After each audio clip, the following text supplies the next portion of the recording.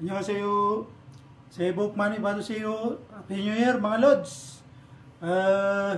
Pag-aaralan naman natin ngayon yung Ani-Yeu.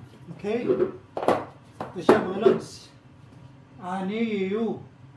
Ito ay to be not, it is not, or you are not.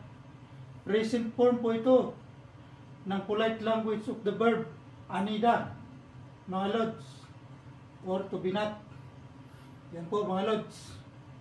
Ang Korean verbs ay nagtatapos sa da sa dictionary mga Lods.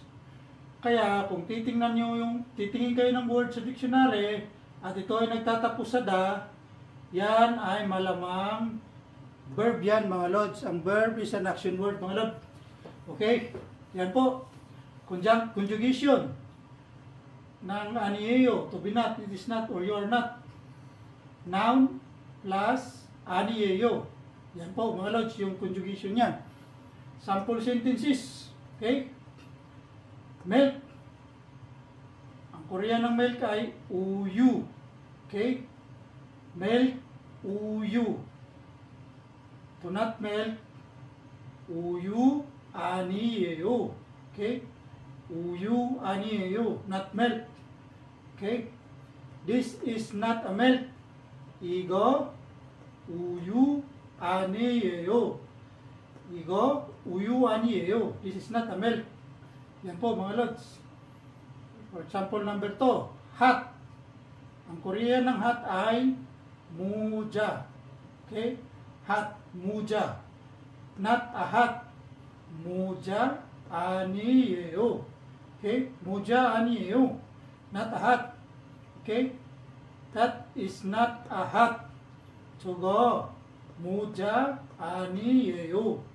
저거 모자 아니에요. That is not a hat. Yan po mga Lods. Okay? Tiger. Ang Korean ng tiger ay hurangi. Okay? Hurangi. Not a tiger.